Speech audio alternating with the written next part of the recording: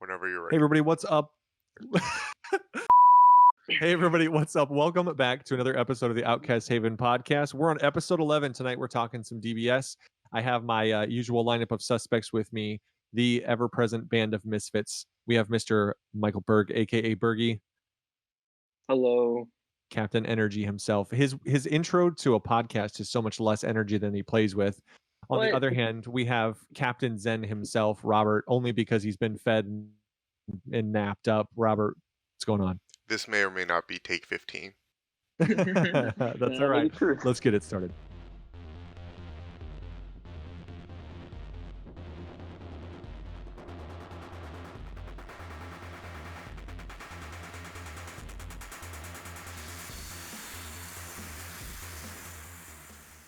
All right. So tonight we have a bunch of good topics to talk about. We're going to talk about some tournament results.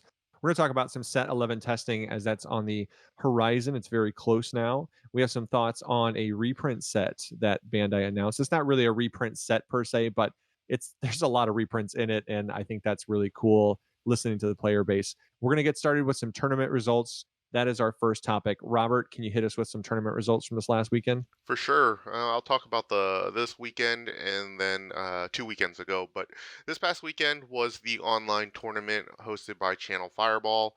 And we had some unique results. I would say, Peel Off was the top two, and they had different builds. So I thought that was really, really cool. Also, as we've been seeing kind of every weekend, Invoker made a strong showing on some different spice. Yeah, spicier than Pilaf. Green Frieza made an appearance, but also, cooler.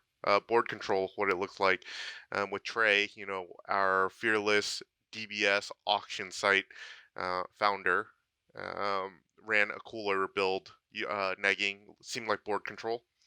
And then also in Android 17, it appeared to look like hand control and board control. And clearly I can't speak well. 2 weekends ago, Core TCG also hosted an online tournament. That was also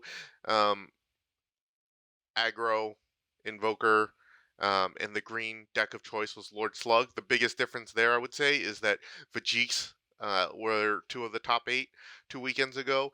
I'm not sure if folks didn't play Vajix due to the Babidi nerf that did happen and was in effect for the Channel Fireball competition, but that may have influenced some of the deck choices going into that. So Yeah, I like the results personally. I think it's cool to see a lot of decks. A wide meta is always a healthy meta. So my question, I guess, is: do you think the results of the last couple tournaments being so wide and having so many decks, do you think it's a product of the meta being settled? Do you think it's the fact that tournaments are online and they're being maybe played more for fun? Do you think people are just getting creative because set 11's on the horizon and the meta is a little settled, so now you kind of know how to tech your deck? Or do you think it's something else? Do you think it's the best of one versions of things? Bergie, what do you think? Personally, I think it's people just getting excited for set 11 and trying new things before the set even comes out. We saw on there things like Lord Slug and Android 17, fun things that you wouldn't normally see in a traditional top 8, but people are trying them now because they want to see how they're doing into the current field and in the future field as well. Yeah, I think it's good for people to have an eye on the horizon. I think personally having it online does have an effect to some people. They kind of view it as a little more fun and not as serious as, something that's more grand scale in a store in person. I think best of one, I know when Robert and I were talking earlier, that was kind of the thing that we came to the conclusion of is best of one versus best of 3 has a pretty big influence on what a meta looks like in a tournament.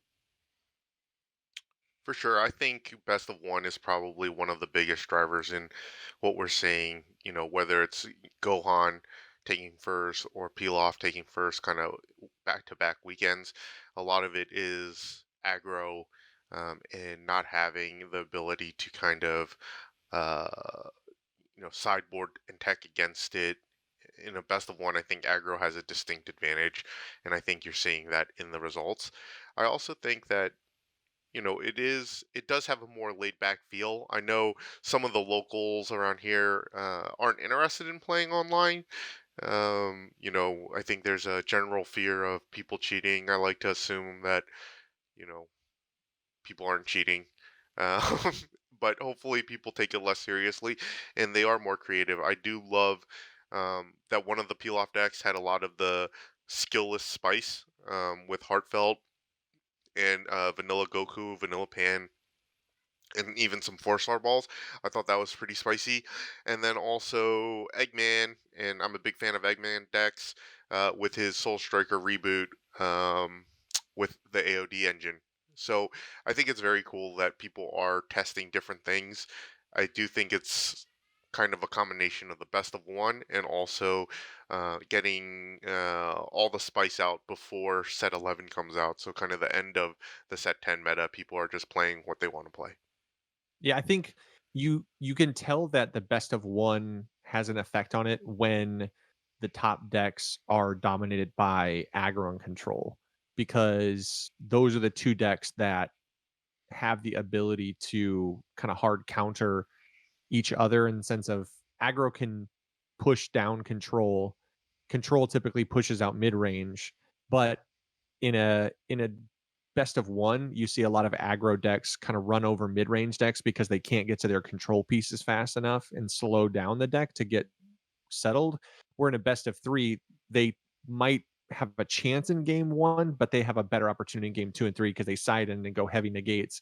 And I think that's where you get these tournament results where you get a lot of aggro and you get a lot of control. Like Invoker continuing to top is Invoker is kind of like aggro in the sense that it's able to be teched against with a handful of cards. So if it runs wild, then in best of three world, people just have their Invoker tech and they have their aggro tech, and you kind of just side in for those matchups. So when you see a world of best of ones and it's on webcam where a lot of people tend to be leaning into the fun aspect, you're seeing that stuff kind of get pushed to the front where they can come in with basically the same game plan the whole time along. They're not really going to change their game plan a ton from game to game anyway. Whereas mid range is the deck that most suffers from, I think, a lack of best of threes. And it's I personally I think the thing I like the most is that people are getting creative. I love seeing leaders top that you don't normally see. I think Pilaf is a really strong aggro engine because of its ability to tack some power onto the unisons and get that unison triple attack, behemoth engine going if you just play a bunch of cheap stuff. And I think going into set 11 with some more unison hate, something like that might not be quite as prevalent because unisons will kind of fall into a more unique spot in the next set. And I think that kind of leads us into our next topic, which is the set 11 testing we've been doing. So I know Bergie has been testing a lot of stuff. My primary testing has been with the black Goku leader, which I'm a fan of mono black decks or black decks with a splash of color. And I like his self awaken and then just turn into like a 20k plus double strike with his warp stuff. Like I like the scary part of that. And then personally, I'm gonna probably rock some blue baby, as miserable as that's gonna be for people, just because I like to play baby. But I haven't done a ton of testing as far as playing the decks outside of that. Now I have played into a lot of them because Bergie has about 62 of them proxied up and assembled and ready to go because he's our warhorse when it comes to carrying the load of printing proxies. Bergie, what have you been testing so far? Like what decks do you think you're going to shape the meta as a result of the testing you've been doing? People are wrong about Broly. Broly's dumb. It's so good. Broly, the swap engine is just crazy good. Being able to just rip a card for a turn has a lot of value that you like might not think of originally. Like if they drop an ape into the warp, they can't do anything with it for a turn. Whereas if they were just forced to discard it, they'd have it in drop and have access to it. You know what makes I think Broly crit is just better? good in general. If you cheat. Hmm. Yeah, that's fair. Turn 3 though, He I takes it. mean, just turn 2, just play Topo. Like it's fine. It's no big deal. Like go ahead, drop your hand. I'll just kill the rest and then kill you. But yeah, I think that's great. Majin Vegito is going to be really, really good. Like you could choose to go with the Boo engine, the quickening, excuse me, with the Dark Broly unison, or you could go for a more wide variation with just Overlord and green good stuff, where you drop your opponent's hand and swing for double strike a lot. And both seem to be really, really strong. Go Tanks is amazing. Like just going neutral and effectively cycling for 3 cards and having a Grim Reaper of Justice on the table is bonkers. It's so good and it's so much fun to play. I haven't tested Gogeta though. That's one I do want to test, but Dane mentioned calling dibs on that, so I'm gonna let him have his fun with Yeah. that. I think the interesting thing is like the two green decks in this set seem really strong. And it felt like in set 10 green, everybody was raving about how good Dredgeku was going to be. And then people basically realized if Dredgeku is meta, then you just run Unison and Leader and you don't worry about playing a bunch of battle cards. Or you just swarm battle cards and force them to use that ability and make them crit 2 life. Whereas the green decks coming up in set 11 seem like they're a lot stronger. They're less. I think a lot of people like proclaimed Dredgeku as like a really strong mid range that had a lot of answers for everything, but it felt like it was kind of a one trick pony. It felt like its trick was blowing up your board. So then people learned how to play around that, which meant you either go hard into playing a ton of little bodies and you do things like Skillless and just force their hand and make them use their ability, or you do the opposite and you just refuse to play bodies and then they never get any benefit from the thing that kind of makes the deck unique over other green things. And the decks coming out with green in this set are going to have access to things like Ribrian and Cell's Kamehameha, and they're going to mess with your hand. But then that Vegeta deck is disgusting because it's just a lot. It's a lot of double strike. It's a lot of Swing mean. indiscriminately. Yeah, you're It's so just much gonna fun. swing and murder. Like that's all you're doing with that deck. One last thing.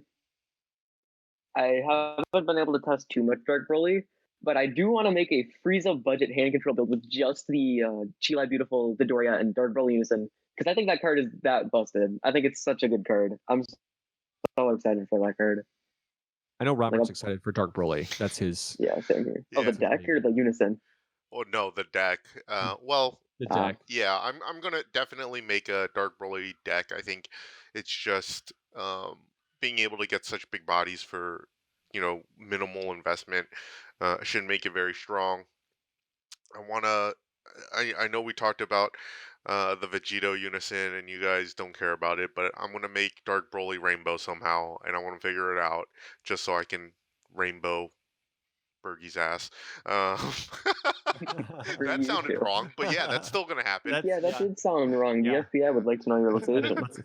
let's edit that out. But the FB not, I know exactly where I am. But yeah, I'm gonna try and make a rainbow Dark Broly. I do think that getting 30Ks out for even from nothing, it only costs 2 energy, one to cheat out the one drop 30K from the drop, and then another one um, to cycle the red Dragon Ball to get out the 30K. So even if you have nothing on board and just doing that to get a 30K on board should be super strong. And looking forward to Dark Broly. I do think power creep seems real, but it'll be exciting to kind of see what unfolds.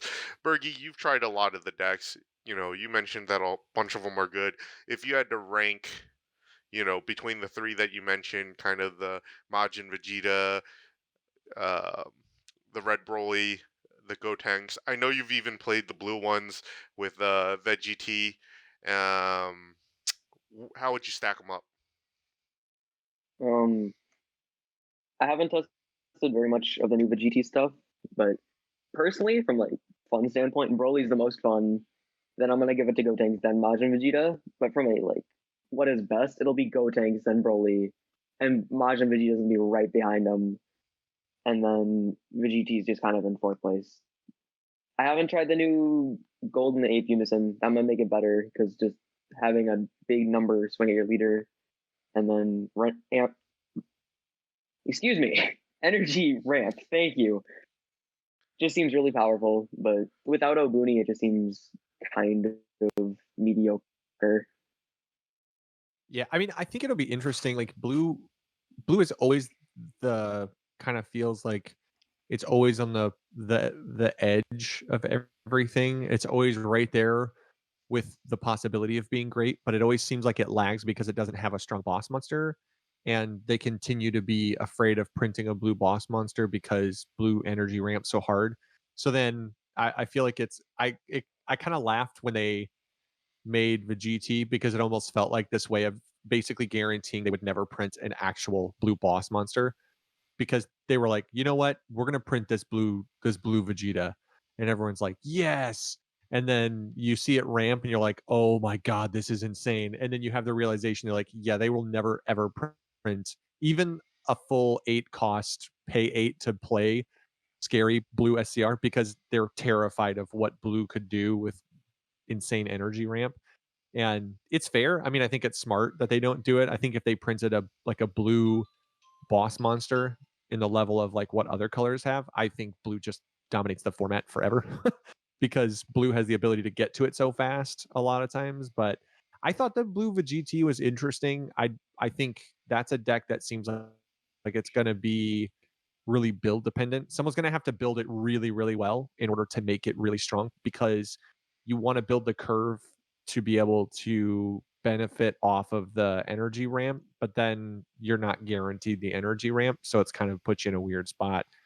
And then Baby, I think, is in a weird spot because the counter heavy deck can be good against some things, but control just absolutely gets pummeled by aggro. So I'm kind of curious if Baby isn't one of those decks that nobody really touches early, and then it'll either see a like a resurgence when aggro is figured out a little bit, or I think Baby just doesn't get played because people don't play it early. Aggro runs the format, and then people kind of forget about it. And then maybe somebody just late in a format tops with Blue Baby, and people are like, "Wait, where did that come from? That deck hasn't been good all format." You And don't then think we Blue Baby remember, will be good just with all the negates against aggro? I think its issue is it loses to Invoker super bad. yeah. It also, I think it has a ton of negates. The issue is it doesn't necessarily have the most energy efficient, other than Dimension Magic and like Whis. But those are Also, that just you just put those one in drop blue. negate. You know, you just put those in blue decks. Yeah, Again, though, but then it blue. would be free. It's not free though because you can't dodge specified cost. Yeah, you can't. If it said counters were no specified, that'd be busted. Yeah. If they said no specified, then yeah, it's broken. But Oh, you know, sad face. you still Um, Yeah. pay specified. Okay, so we've talked a lot about the new decks. My question is, are there any current decks or perhaps, older archetypes that are made stronger? Do you think someone's gonna come out of the blue just with additional support? I know that it seems again most of the cards are, archetype specific, but I think a lot of the black cards um that are added could be used, whether it's in Vajix to continue carrying Vajix. I know that black Massey promo card that you crit a life to yourself and then you don't take any Damage additional for the battle. damage. I think that'll be really good. A lot of the overwhelms are making a comeback, so in my mind, maybe some black leaders come back into play, or what are your thoughts on that? Yeah. can I go? Yeah. Go ahead, man. Uh, Freeze Hand Control is going to be very, very good next set. It'll have a lot of sideboard options with that new, I think it's Debura, the one that discard blow up your one cost thing. Yeah. Because it blows up Vampa, it blows up, or yeah, Vampa's one, right? Yeah, I can check in a second. It blows up top. It's like right there. Top is a big one. Topple's 3 cost, right? Yeah, Tuffle's Yeah. 3. It kind of dodges a lot of the hate. Mm-hmm. But that seems really good. Dark Broly. Again, I can't sing enough praises to removal on a +2. Oh gosh, it's so good. And it's a big number, so they can barely swing into it. And then you get freeze the counterplay to kill the things that they could swing into it with. I love that card so much. I'm buying 4 when the set comes out. I don't care. Robert, I'll give you like $100 for 4. That's a joke. If it becomes like $5, I'm buying it I out. was like, I want to You need that already in writing. Yeah, we haven't.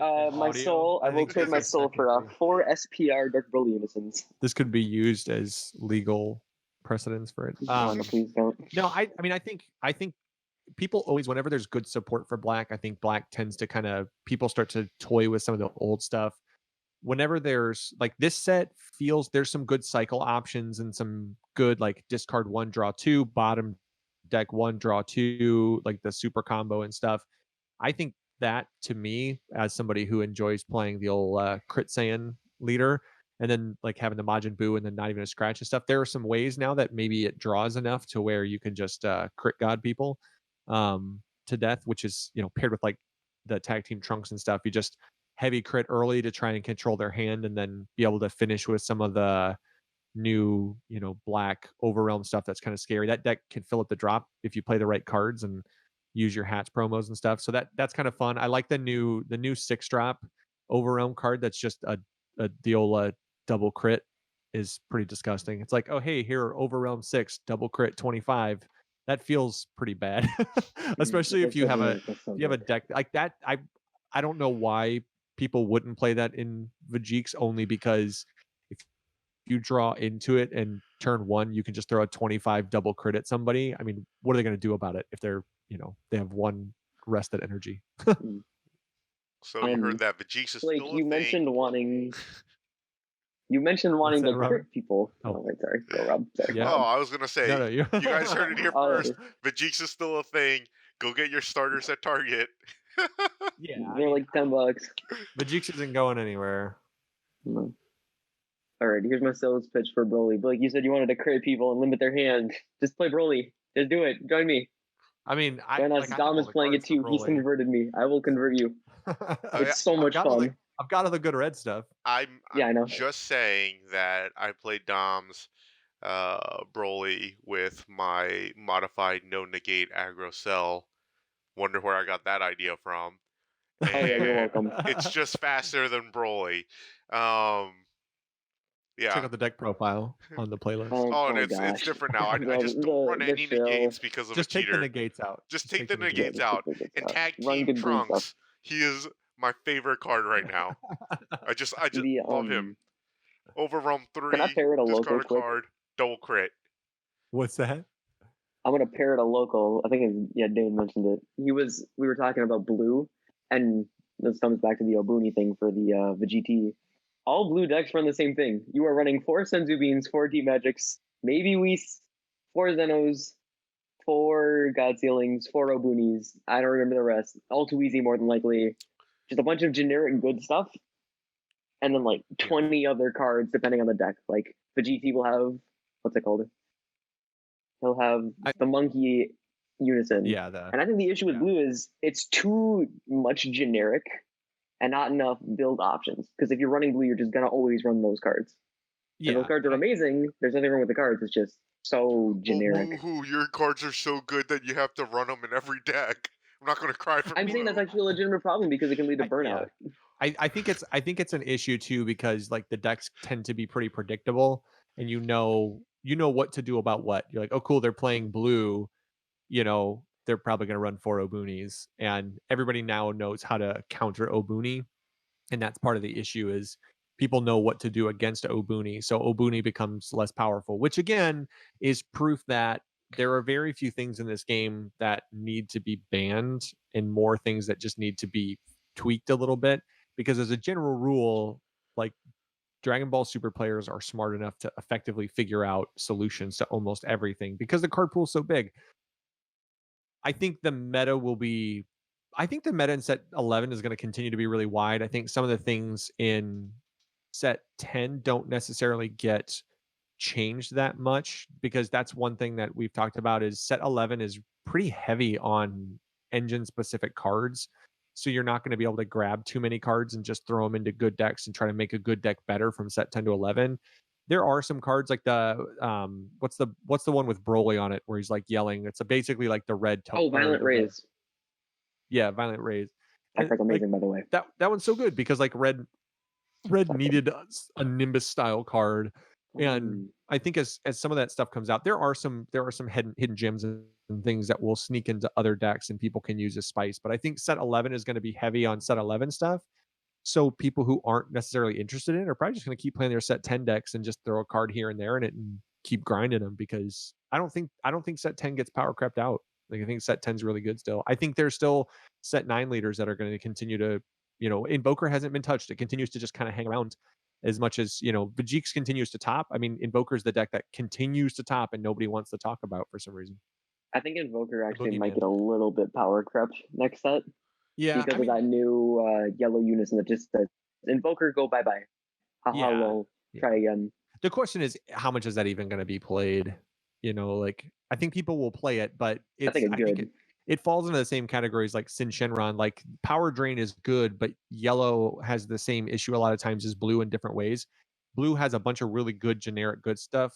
Yellow always has some really good, very specific stuff. The problem is yellow always seems to kind of have issues with getting enough cards in hand and then having good ways to like finish as well. They have a lot of like But really good Bright. mid-rangey stuff. So what do you guys think So is the But weakest Bright. color going into What's They're set that? yellow. They're 11? meant to be in yellow decks. What's the weakest green. color Oh no, not sorry. Like, in set 11? Weakest color? Probably yellow. What do you think is going to be the least played Oh. color in set 11 meta? So we've talked about kind of a lot of different. Yellow. Yeah, because we Yeah. haven't talked about yellow.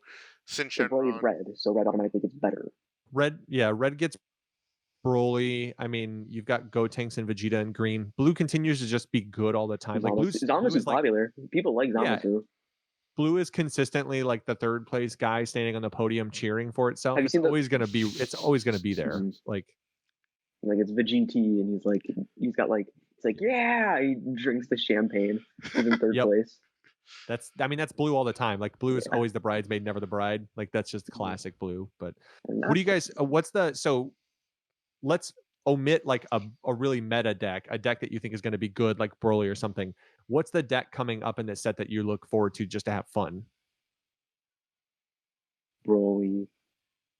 I said non-meta. I know you were talking about But Black I don't care. Oh, I tested it once and it wasn't fun. Jacob steamrolled me with Vegex. It Whatever wasn't great. Black leader will let me play the Rainbow Vegito best. I'm more on board with Rainbow than I am with Dark Broly. I just think it'll potentially work well. If you guys have listened to the North Star Ballers, that's my I'm fixing the name for you, Dom and Dane. They talk about predictions, and Dude, Dom's prediction video was good. I know, and but he talks about he'll think set 12 will have a negative energy Blue Star Ball, and then having Mechikabura pull negative energy balls, enabling kind of the rainbow action. I'm super hopeful, but already you can pull green and yellow from set 10, and then you'll be able to pull red. So, I just need to find out what blue card kind of works for that, and what leader will pair the best. So I'm super excited about just trying to make that work, and I'm ready to take a lot of lumps and bruises, namely by Bergie, who's gonna make feel bad decks and just beat me up and Broly. make me tilt again and make a And dumb Joker. post on the community discussion forum. I'm selling my set. This is it. I'm done. This is the worst rule ever. I'm done this Yeah, time. dude. This time for My real. favorite thing ever though was Robert refused to believe that I told him the truth when Dom ruled that you could do that, and he messaged Dom himself. He's like, "I just told Bergie this." Yes. Yes. Yeah. You were so mad. Yeah, that's it was true. so funny. Because I'm a terrible person. I'm that sorry. was the cherry on the top of you being a cheating ass. Like I'm sorry. that just made it We'll worse judge Rob because quickly. you're running the 6-drop Broly swap on turn 2, which you're not allowed It's to do, turn and 2. then you're like, Oh darn! I Oh, just charged pass and play yeah, Kobo. you broke my chain, so now I'm gonna pull the card back Yeah, into Dom my plus hand, one. and I'm like, that's bullshit. So for anybody who doesn't know that's listening, that's our solution to everything when we don't believe each other, or we don't believe in something that's happening, or we don't believe a rule in the game happens. We just message poor Dom. We're like, Dom. Tom, This poor messenger Dom, just tuck gets me in. blown I'm up by tired. all of us because we're just like, okay, I know this rule is true and people have confirmed it, but I'm not going to believe it until Dom says it. So Dom should actually feel good, I guess, that like the rules Nazis on like all these rules maniacs on the main page will say it, and people will be like, yes, this is the rule, and we're like, hold on, I hear Dom. you, but I need to message Dom real quick to make sure he can confirm this for me. So that's a shout out to Dom being our like private Amazing rules judge. Yeah. and a Just great judge. an So amazing guy overall. And Super he cool. answers We love Dom. the call at all random times Every of the day. time. Yeah, you Every messaged time. him at midnight one time and he picked up. So He always mad does. love to Dom Yeah. Mhm. Yep. Super cool dude. and the North Star Ballers. Just add the Ers. ER. It Yeah, sounds better. yo, let me on your stream one time. I'd like to talk about. We're gonna invite them onto our Card podcast one of paper. these days. Yeah. We'll have to have him. Yeah, no, we have to have Dane That'd be on cool. and then only talk about how he lost one game to Yamcha, and that's it. Just Yeah, the entire that's all we're topic gonna talk stage You about is the bring just whole up the a good point though, word Bergie. I will say Yamcha. that that really highlights the best of one meta, right? The fact that Yeah. Oh yeah, Yamcha made top 8 in something. Dane didn't know, how to play Yamcha, and Dane's a great player. The best of one Uh, meta is highlighted by the match between Yamcha and Zamasu that Dane and I had, because Dane wasn't exactly sure what to expect with the Yamcha, and because he didn't know what the game plan was, he wasn't necessarily sure how he should play his cards in his deck, or what the strategy was, whether it was to control my board, which ended up being his strategy to win games 2 and 3, or to kind of let my board build and aggro into my leader. And so I think the online tournaments being best of one, just me being able to win a game versus Dane with Yamcha versus his meta Zamasu deck, I think really just highlights the key differences between a best of one and a best of three, because Dane's probably a better player than I am. Yes, Dane, I'm admitting that. we know you watch. We know you watch. And we appreciate it. You'll message me later about how I made a rules mistake or something when I spoke. Excellent.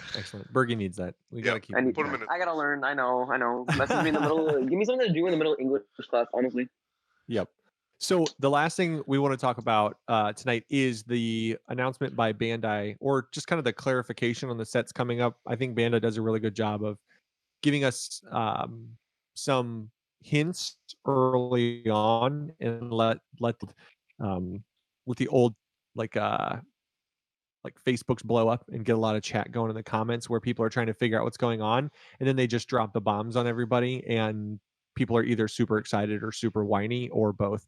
And I think this is a case where I don't know that anybody's really upset about this. If people are upset about this, I'm just going to say it, they're kind of being tools about the fact that they're being elitist with their cards.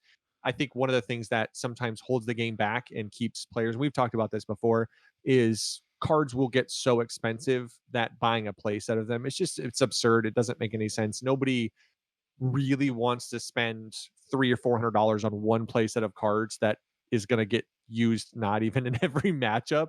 So reprinting things, I think, is such a good decision to reprint some of the expensive stuff. I'll be interested to see what the reprints are, because they did announce, so for anybody who doesn't know, they announced that the reprint booster, or the booster with a bunch of reprints, is going to be the Battle Evolution booster coming out in March 2021.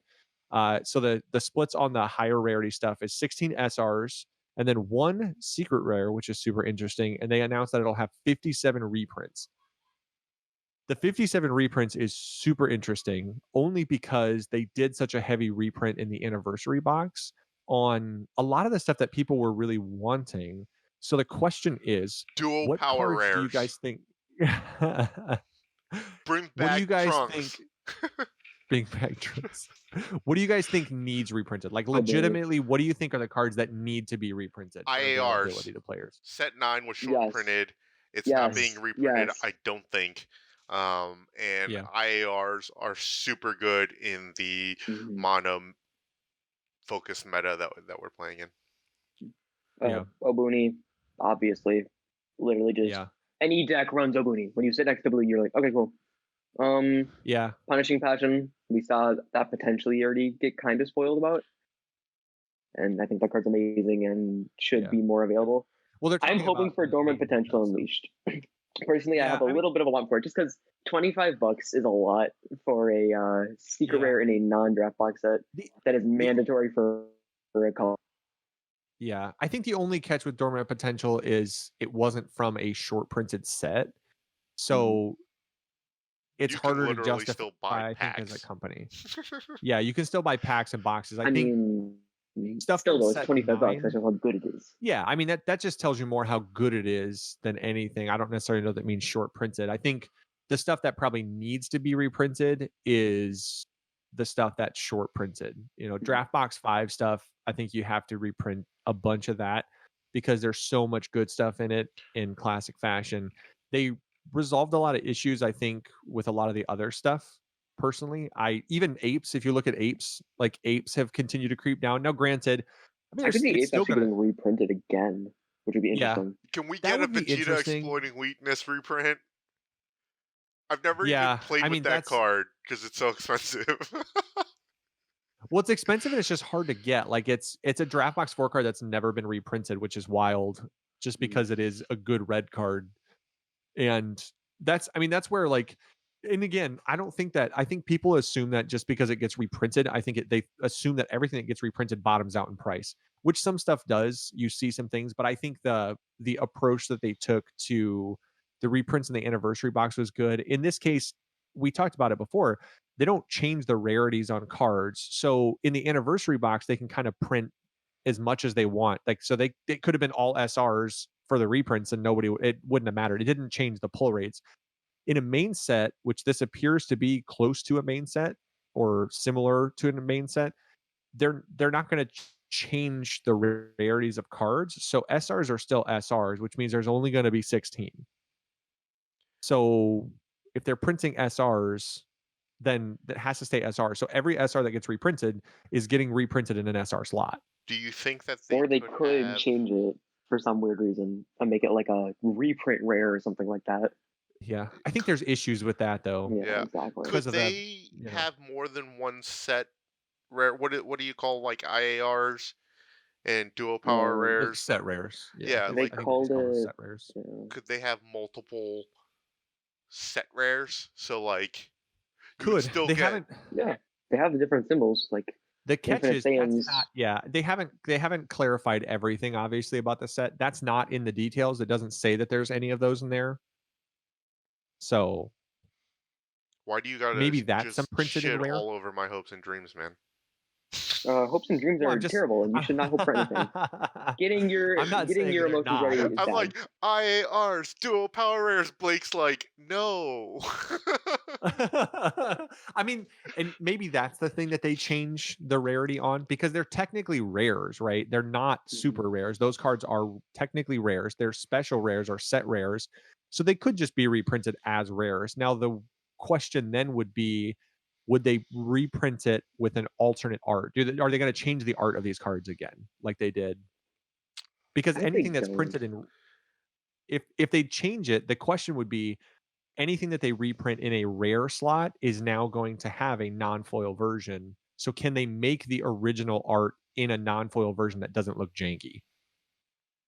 Ooh, I kind of like the Right, like idea that it's non-foil and looks janky just to like make people mad. Like people will be so salty, to like punish you. I got an You are IAR, poor, and then it's suffer. like it's not foil. It looks like garbage. check out my cells Kamehameha. Oh, it's not even shiny. That's disgusting. I don't even want to look at it.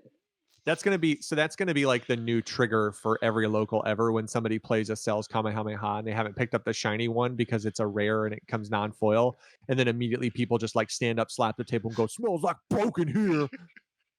Like people are just gonna get hit with it at locals. Imagine though if they redid the artwork for them, that would be awesome. Like just some iconic thing. Like for the UI Kamehameha, it's like the grinding on like Kefla's laser thing. I don't even know what it's called. Like if they did reprints, it would be cool to have alternate arts that were maybe more from shows, because then maybe an alternate art version like that in a non-foil would still look really cool. Because I mean, that's what they do a lot of times, right? They take more show excerpts that look, that have a little more of the surrounding art and stuff. So it's possible that they do that. I think that would be cool. And then do something with it. The secret rare is interesting. If the secret rare, it would be super interesting if there was just a secret rare reprint. All hail Xeno. OG Victory Strike. People are out here Although I selling think them. I did Wakanda. No, it's not Wakanda. Xeno. OG. Wakanda forever. Wakanda forever. Xeno forever. Xeno with an X. Rip. Yeah, actually, the rest in peace. You can throw it up though. You can throw it up. Chadwick Boseman. Yeah, rest in peace, man. Yep. Black Panther, but also Xeno. Great movie, by the way. Yeah. But it would be interesting if they reprinted an SCR. Now, the question would always be what it is. Do you do OG Victory Strike because it's so expensive when people don't really play it as much? Or do you cover the one that people definitely complain the most about not having access to, which would be Xeno? So that's the $1 million question, right? Well, it depends. So I think one half of the population would be super sad that, the best card in the game is being printed and they're going to see a lot more of it. To which I say tough nuggies. But then I would actually feel worse if it was the OG Victory Strike, just because, I mean, if you've seen, like, I think there was one on auction a couple days ago. I think I stopped checking after it was like close to $600. Like, that would just feel so bad. Like, Hmm. so Yeah. bad for the people who spent $600 on an OG Victory At least Strike. make it like an alternate or something. Yeah. I Yeah. mean, I think Xeno would make sense. I think a secret rare reprint actually, like what's funny is for market value, people probably would care the least about the market impact of a secret rare being reprinted because the price probably wouldn't drastically change. It would come down, but it wouldn't drastically change.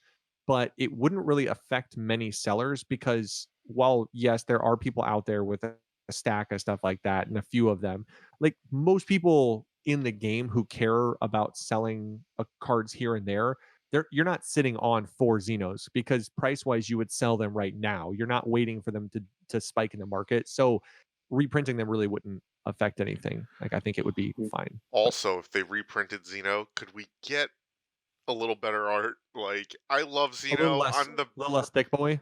yeah, I am the biggest Xeno fanboy, but I'm not gonna lie, the art doesn't look good.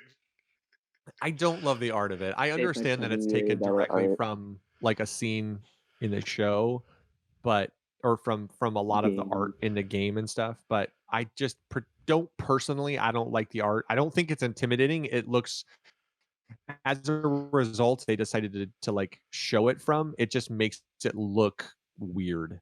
And then See, also, he looks like, like what I thought of Cell when I first saw that. I'm a fire and laser man. but then the Yeah. other thing is that, God bless that they came out with the 9 drop, which, is the second most broken card ever, which I also love. But then they made them look exactly the same. Oh. I They just, do, I dude. just remember I just remember it because like for those of you, so we've played a lot of games on webcam forever, and I just remember when Robert was first testing with that card, and then when he first got that card and we would play webcam games, and I'd be like, did you just discard Xeno? And he's like, oh no, that's the 9 drop. And I'm like, oh god, this is annoying. It's just like it looks so much like it when it hits the drop that you can't tell what it is. So I was always shocked, and I'm like, why is he dropping the 9 drop? Or why is he dropping the Xeno? It Why was is he warping Cell Xeno?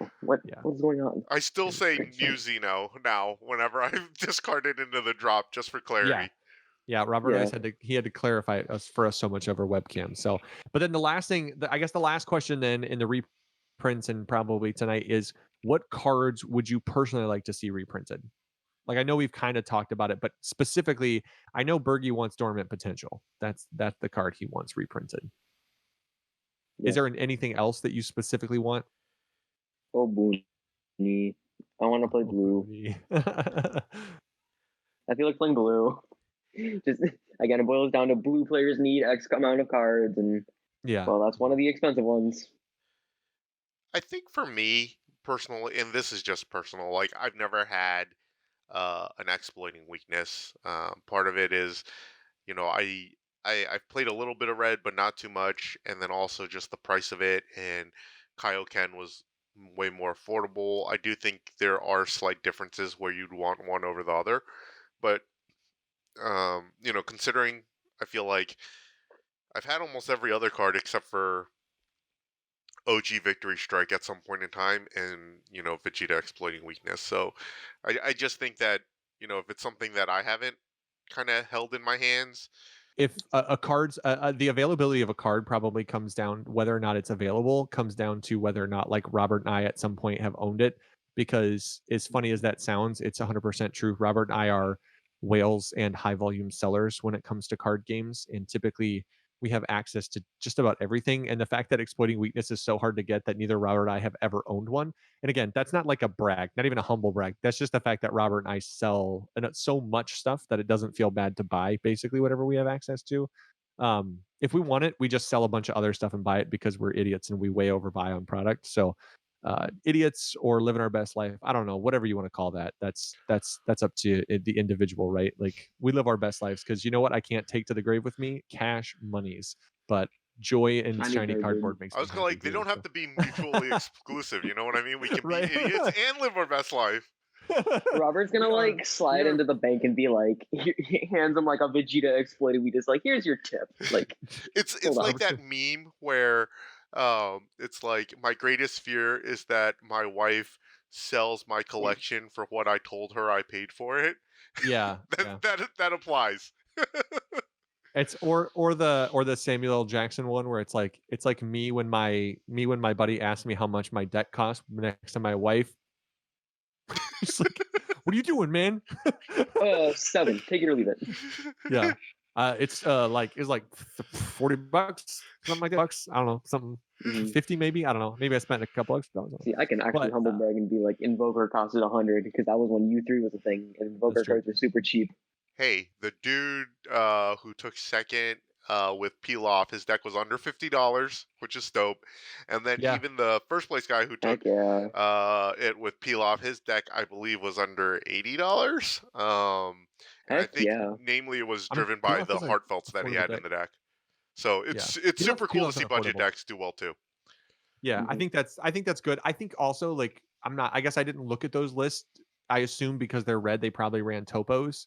And topos are like $6, I thought.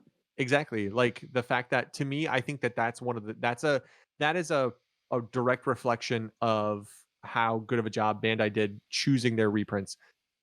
If you ran a peel off deck, 6 months ago, you wouldn't have been able to run it budget and include topos because topos were so expensive and they were hard to get.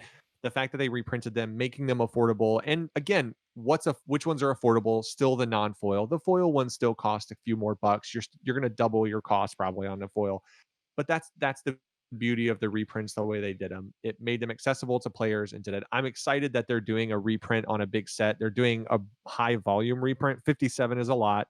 That could mean that we could end up with some anniversary box style reprints that we're not super pumped about, but at the same time, no one's going to be real mad about the balance of it, right? Like nobody was really that mad about or that upset with an anniversary box reprints where you're like, oh no, I only got 2 Bardock apes. You're like, you got 2 Bardock apes. Like you paid less for that box to get 2 Bardock apes than you would have on just 2 Bardock apes. And you got all the AOD stuff and all the anniversary box stuff. So it was a good reprint. Also, if the art on the reprints is as good as Familial Bonds, I don't care whatever trash card you want to reprint. Yeah. Like Oracle Fish reprint, actually. No, yeah, that's my pick. I want Oracle Fish reprint. You can buy a foil Oracle Fish for 25 cents. I may or may not have bought them before. I'm just saying. Yeah, I want them. For my birthday, I just want Oracle Fish. Okay, I'll buy you another Oracle Fish. Run a skillless engine. Yellow. Oracle Fish driven. I think something that we're missing. Dude, the Gohan deck. Oh. There you go. I'm running it. I'm building it because of Oracle Fish. One thing that we're missing, I think, that should be said with reprints, because I don't think they're all going to be rares. I don't think they're all going to be set rares or super rares, but there are a ton of staples that they're able to reprint. And when you mention 57, obviously, whether it is the Self-Awakener crits, so like Fearless Assault Krillin or Newfound Power Sun Gohan, or the set 5 negates like Whis Coercion, Power Burst, After Image, the Senzu Beans. So there's a ton of commons that could be reprinted. I think Senzu Beans are back up to $3-4 a piece or something like that. Yeah. So and it's been a while since the reprint because it was the last year's anniversary box. Also, for the love of God, if they would please print those things in a set like this, where it's going to be easier to get foils, I will love you long time. Like seriously, all I want as somebody who plays blue is to not have to spend $500 to buy 4 freaking Senzu Beans that are shiny. Like, why do I have to sell my soul to get shiny Senzu Beans? You could have bought my set. I had D-Magics and Senzu Beans. Well, how much did you want for them, though? I think I did sell them for like $300. Exactly, right? So even if I get the Robert discount, which we're not going to talk about what Robert's discount is to me. 7, take it or leave it. I know your children by name. You know you got to give me a better discount. I've been to your house before. I know your dog. I rebuilt your back porch. It's true. Blake did rebuild my back porch. They literally are neighbors. Like they live so close. 5 minutes away. Yeah. I could drive to Robert's house in like 5 minutes. But I think reprinting some of the staples, I think that's a really good point that I would be really interested in, is if you reprint the set 5 staples like negates. Oh god, that would be, I think people would be really Alt-art? pumped to see those. Even if they weren't alt art, just give us power burst and make it so it's easy to get a shiny one. Like people just want to foil their decks, and buying set 5 foil like negates is silly. It's so silly. Dude, I just realized you could get full art sparking negates if that was the case. Right? Yeah, that'd be pretty dope. Oh my gosh. We could have buffed Master we've Roshi stumbled full art. across- I would just like to say that for everything that we're advocating, I do have playsets of Tag Team Trunks, foil Power Burst, foil Topos, and things like that. So we're not just hating on Yeah. expensive cards. I advocate for this stuff I have this. simply as a disclaimer. Shenron. We're not trying to crash Yeah. the market. I do have these cards. I'll I was drop for it. the ape reprint when I Yeah. had a set of apes. So, you know, I do think it's good for the community. I do like cards to be worth things, but I do like people having the ability to play them as well. So I think as somebody who just sold some apes for like $30 to $40 a piece less than what I would have gotten for them 6 months ago or 3 months ago, I'm totally fine with the ape reprint. Not mad at it at all. And it cost me $80. So take that for what it will.